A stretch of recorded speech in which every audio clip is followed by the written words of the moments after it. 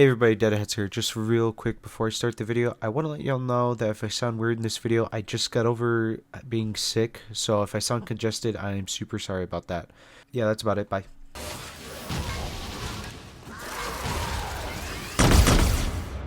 DeadHatz. Dos. Hey everyone, today's video is going to look at Meet Your Maker, a base building and base raiding game where players build bases to protect their gen met and other players have to raid them. We're just going to kind of see where it's gone from its release last year, April 4th, 2023. I spent a lot more time on this video, I actually scripted it and everything, so if the video looks a little more high quality, that's why. I'm going to try and stick to better quality for this channel, because just because it's a second channel doesn't mean it has to be slop. On launch, Meet Your Maker was met with many players who were excited to see this new game by Behavior Interactive, the same studio that brought smash hit game Dead by Daylight, which is now known as a Hall of Horror, that game having both a thriving PC and console base. And when Meet Your Maker released, it actually received a lot of good reviews from critics, with a good amount of content. And the price was not AAA price, but up to argument whether the game on launch was worth $30. Now, whether the game was worth that much is up to debate, but overall, the first month of the game was largely successful. Players were free to experiment with the tools given to them to either find a way to crack a base open or build a devious base. This game is in a lot of genres, first-person shooter, platform game, action, but I would argue the game is mostly a sandbox game, as it has a lot to do with you playing with the tools provided to you from the game makers. This sandbox element left a lot of replayability for raiders initially, as they got to pick and choose what they were able to take into battle, bring the perfect tools to counter a base, and builders, the game being a sandbox game for them is almost self-explanatory. They build bases and you have to hide traps around corners and be pretty clever with it, and overall this self-feeding cycle meant in concept, the content was endless. I remember on launch seeing a lot of games, or a lot of people talking about how, wow, Behavior is geniuses, the players make the content for them. However, despite such a great launch, if you look at the game now, it seems the player base, on Steam-wise at least, I heard they're actually doing pretty decent on console, has lost a majority, if not, a lot of people have seemed to have moved on. Many players not even giving the game a second chance after quitting after the first or second week. And even worse so, a lot of large content creators that were supporting the game seem to have left it. How did this occur? How shouldn't a game with almost endless content and replayability, with big content creators behind it initially during launch, be an instant case of success? Well, this comes down to a lot of core issues the game had on launch, and in order to look at the state of the game now, we have to dive into what the game was like at launch and what caused people to leave. This next portion is going to be a lot easier if I just kind of put into numbered reasons of why the game didn't do so well on launch. So, sorry if that seems a little simple, but it's easier for me and it'll probably be easier for you to watch it. First off, the game was buggy. Yeah, no game is stranger to day one bugs, but some of the bugs were pretty egregious. We're talking crashing at launch, traps that weren't able to be destroyed, meaning they could just an impossible base, holes that one could go in but not really come out. So it means if the player were to go in there, they would either guarantee lost their ammo or they're stuck in there forever, forced to kind of restart, and that's just not really that fun. There's some bugs I can remember, but just know that on launch, a couple of them were pretty painful, and a lot of them got hotfixed, but there were still some egregious ones that really took a while to not even get removed, but addressed. 2 is a lack of sandbox in the sandbox. Now, I know I just praised the game for bringing a neat little sandbox, but on launch, raiders only had 5 weapons, which is still kind of crazy saying it out loud, because, at the time we didn't mind, but then after 3 weeks, you're already bored of the 5 weapons. You got 4 consumables too, but still. The builders actually had a pretty good set of tools on launch, I will say. They had like 5, maybe 6 different guards and like 8 different traps, and then all these different configurations of blocks, and each one having their own different modifications. Compared to the raiding side, it felt like they had nothing, because they just had 5 weapons, no modifications, only 6 perks, which compared to like other games on launch, only 6 perks. There's not really much to tinker about, and because of that, it almost felt unfair playing Raider and, seeing all the builders have all the fun when it comes to playing around with different tools. You can only do so many combinations when compared to that, the builder. So like I said, it's a lack of sandbox in the sandbox. 3 is Sweatfest. On launch, this game was an unbelievable sweatfest. Now, what do I mean by that?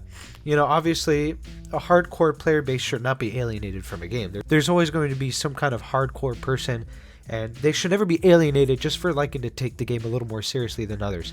However, what would happen is the game incentivized getting kills over anything else as builder, and because of that, it means every builder was going to play optimized to maximize the amount of resources they can get from their base. And this would in turn make a lot of bases feel very much the same. Every base was a kill box because you could net a lot of kills without even putting thoughts behind your traps. You could just make a giant room with 50 different traps facing one area as soon as you enter, and you're guaranteed to get a lot of kills. And because of that, it caused bases to get boring, and this would in turn force raiders to play the most optimized route, which would be just like a shield and a Vault Lancer or sword, and that's not very fun to play, and it definitely wasn't very fun for builders because they could still net a couple deaths from these guys, but everyone who got really good at it was now just blasting through the bases that weren't kill boxes. So anyone that was playing not the most optimized, not the most defined route, was just immediately not having fun. Because if you didn't make a kill box, you're not going to get kills, and if you didn't play the sweatiest build, you were just not going to get through any of the kill box bases, which there were a lot of at the time. Number 4 is a lack of communication. On launch, they actually fixed this, I would say a good month afterwards, but initially, especially when it came to the bugs or any complaints, people just felt like they weren't being heard. I remember for weeks at a time, I would see people complaining about bugs on their Twitter, and their Twitter wouldn't reply, and people weren't sure if the devs were even aware of some of these bugs. And because of that lack of communication, it really made people feel not heard. Now, luckily, this is a little better now, but yeah, I just remember going on forums, subreddit, and Twitter, and just seeing everyone complaining about the different bugs and other issues, and no addressment about it. Number 5 is a boring palette. On launch, everyone was super excited to explore this like barren wasteland desert. And then it got boring after like 2 weeks. The fact the game only launched with one environment was a little pesky because now everyone got so used to just seeing this dry, bland desert every time they lit up the game, the same blocks. It left it to feeling very boring, very drab, very dry. Not to mention the lack of cosmetics makes a lot of bases appear very similar. Even if a base played differently, there wasn't much for the builders to do to make it distinctly and visually different from others. So that just can really add to. And 6 was grind. Oh, the grind in this game was very fucking immense. As one had to grind hours. Anyone who's played back then remembers how long it took enough synthite to get 5 bases running at the same time, because you need to pay synthite to keep your base running. And what happened is it just led to people having to just, kind of spam stuff, like keep spamming the synthite boost and keep running synthite and trying really hard not to get any deaths, and then making a sweating base so they can at least make some of their synthite back. And then not only that, all this sandbox stuff I'm hyping up, a lot of it is locked upon purchase of the game, which is fine, it makes sense. But when you have to grind like 50 hours to unlock everything, a lot of the fun most of the fun comes from the sandbox, and by locking away the fun behind something very grindy, it's just not that fun to kind of experience, It can cause a lot of burnout in people when your entire fun factor comes from experimenting and not being able to experiment. I think that is just kind of a bad thing. So that's why a lot of people got burnt out. They just quit after that, because I couldn't blame them. The grind was pretty big. I stuck with it, but not everyone likes grind as much as I do. That's because I actually like grind. I'm not saying grind's a good thing. I've just always liked it, but I totally understand for people who don't like it. 7 is also Raider Drought. Now, this is an issue that was actually an issue for quite a while. Basically, due to the amount of kill boxes, lack of tools, and a need to grind, many players did not want to play Raider. Builder was just objectively more fun. There's more shit to do over there as builder. And because of that, these people would build their bases and have fun. But since no one wanted to play Raider, there was a bit of a Raider drought. No one's having their bases raided. It didn't even come because, having a small player base shouldn't even matter. Because if you have 100 active people, someone's always going to be playing your base. But what happens is when you have a small player base and then 70% of them only want to play builder, it causes that Raider drop, meaning, even if the Raider's going all day, there's a big chance they're just not going to be able to play every base out there. And so that was an issue for all, and it was because raiding just wasn't as incentivized as it is nowadays. Now, it's important to note that, some of these may seem small, a lot of these complaints and stuff and issues at launch, but they all build up into a wave of things, Some of the issues coming from the core coding of the game, like bugs, but others are coming from the way the game is designed, like grind. And a lot of the issues were just coming from the player base themselves, with the optimization, being forced to optimize the fun out of a game, forced to play meta instead of the way you want. A game with seemingly endless content doesn't matter in the face of a player base that only really wanted to build a certain way or play a certain way. No one likes to be forced to play in a way they don't enjoy, and all these factors were contributing to either play this way or don't play at all. And, well, a lot of people pick don't play at all. I'm not just listening to these complaints because I hate the game and I hate the developers.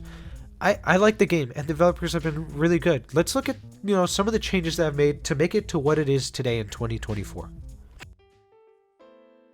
Now, of course, I addressed the core issues at launch, and it's important to see the changes made by the developers to improve upon the issues. Now, I'm not saying every single issue is actually fixed, because there is a couple remaining ones, but let's go over the ones that were fixed. And I just want to let you know that some of these are really hard. Some of these things are actually really hard to fix.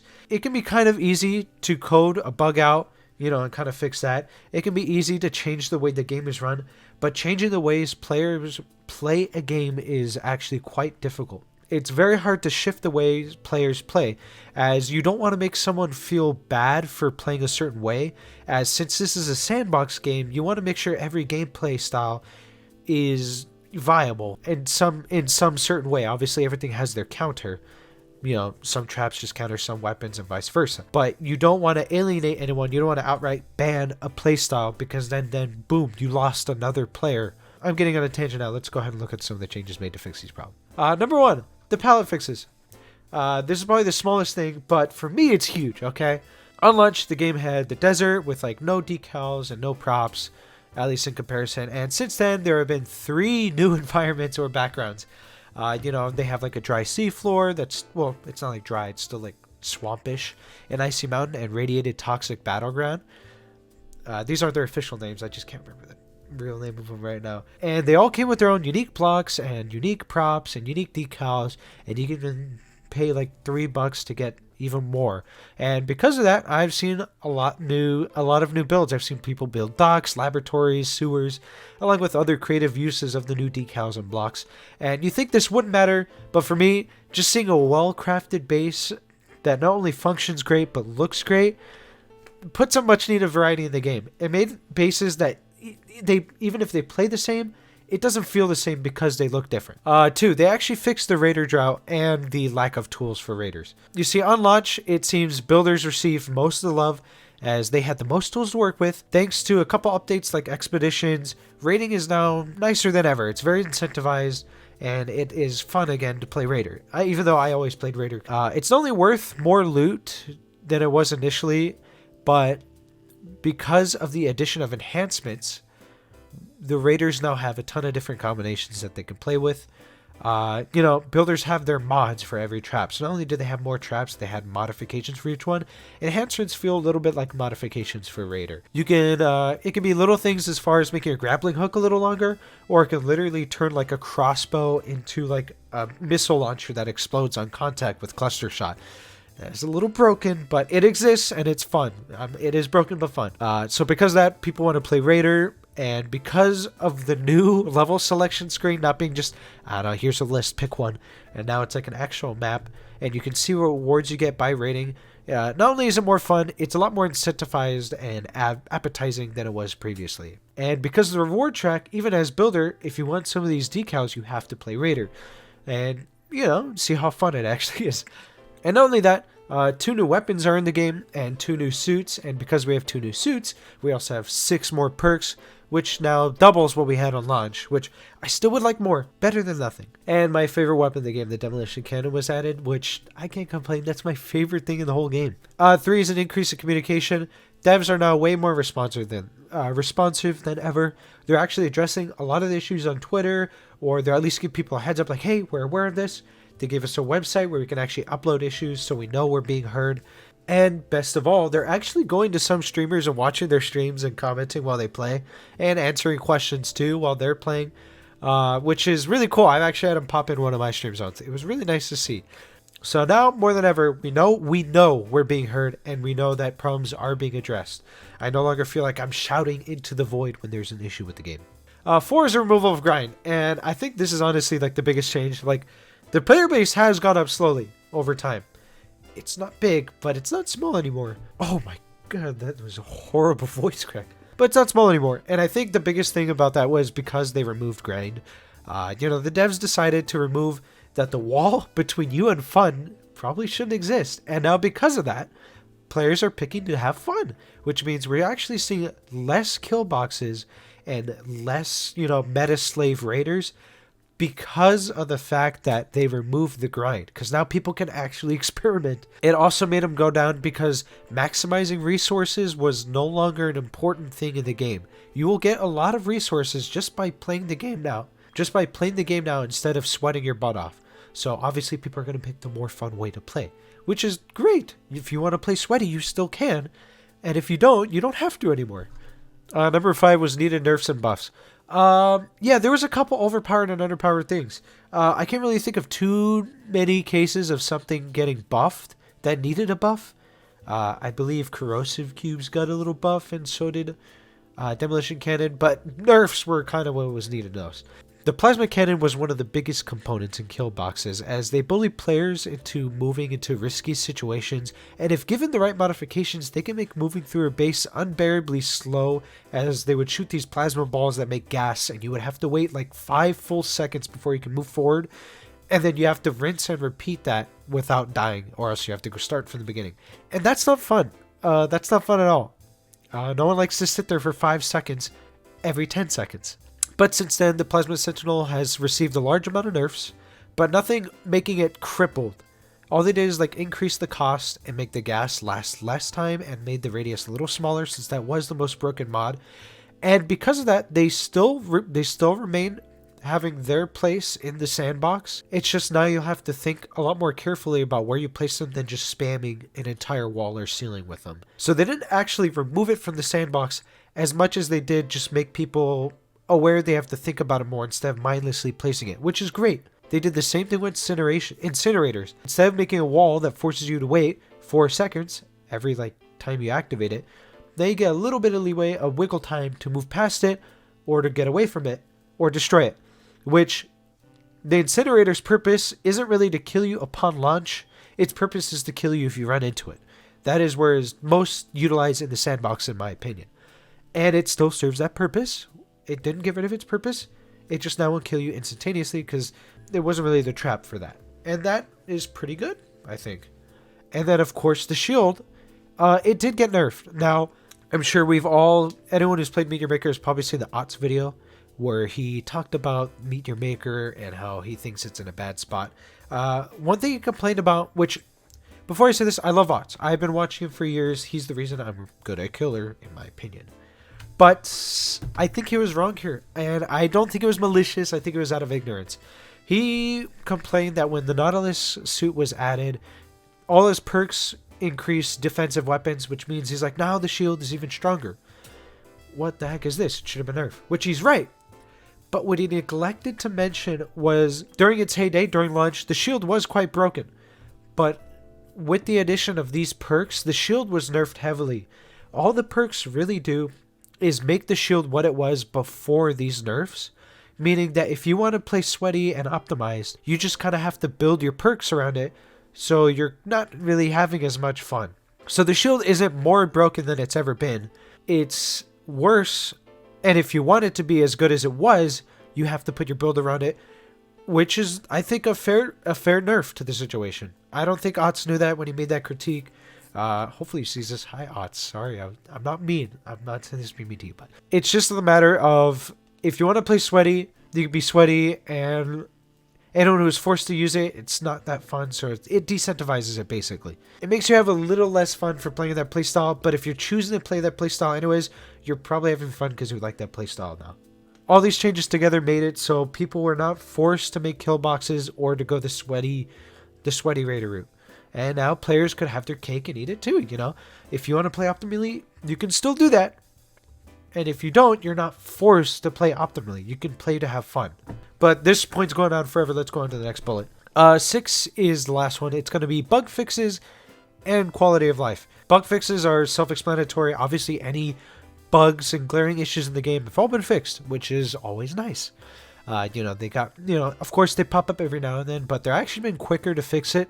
I've noticed. I just really wish they would stop introducing bugs that make the game crash, because that one usually takes about 3 days to fix.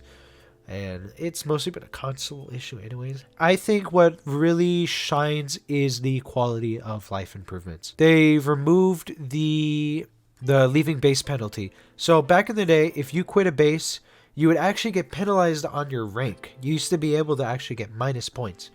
And they just removed that. So now if you get a base that's not fun, it's just literally not fun, you're not forced to play it, which means you don't have to play sweaty. You can still use your build. You can just kind of cherry pick it.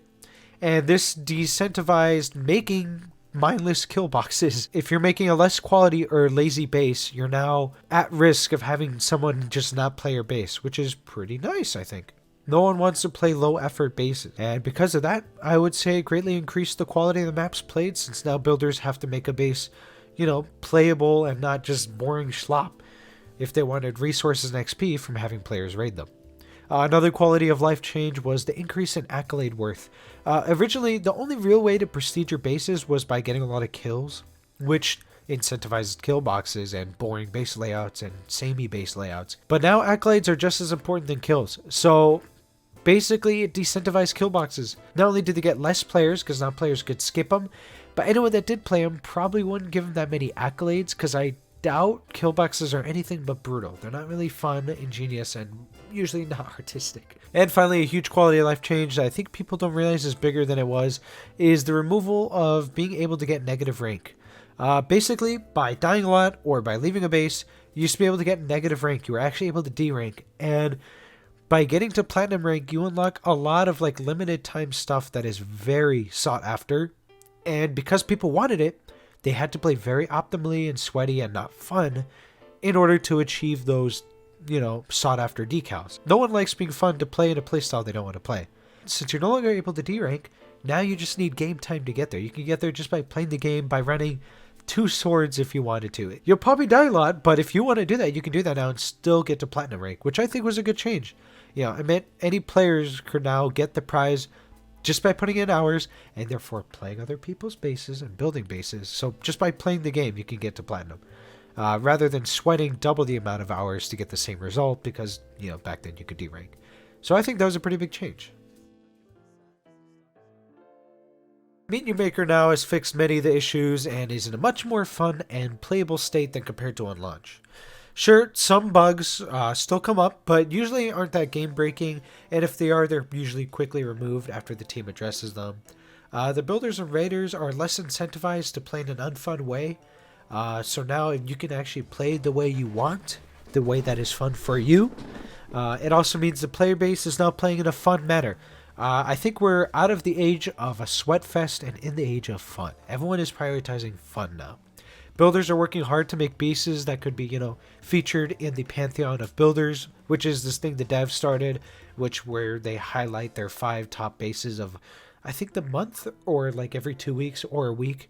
I can't remember off the top of my head, but just by adding that, I've seen an improvement in bases because, people want to get in there. And since these builders are making more fun, creative, and sometimes straight up beautiful bases, it means the raiders get to have just as much fun raiding them. I mean, I haven't used the sweat build in a while. I run with Volt Lancer and Demolition combo, which is good.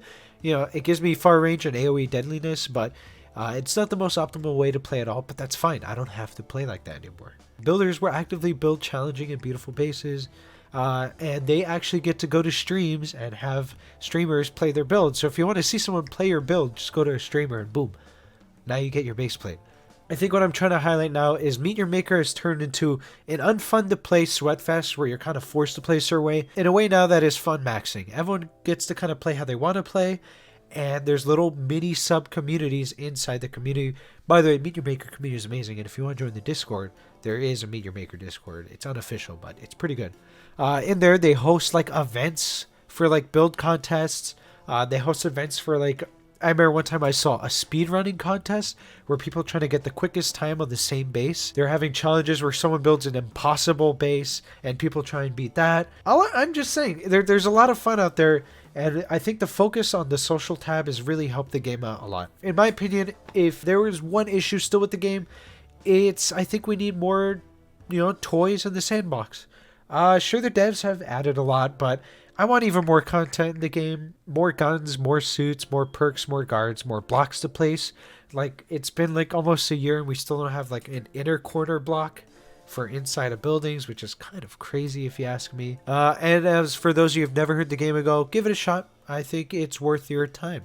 Or if you haven't played in months and thinking about giving it a second shot, I definitely would. Even if you come back for just a couple hours and see how the game is different. The game's honestly a lot of fun, and it has a great community waiting for people to play their bases. So I would definitely just check out Meet Your Maker in 2024. It's still not perfect, but it's getting the improvements that it needed. And I think that is important to recognize. And for people who think the game is still what it was in April, you definitely got to try it out because you're actually wrong. Alright, bye. Get out of here. Bleh.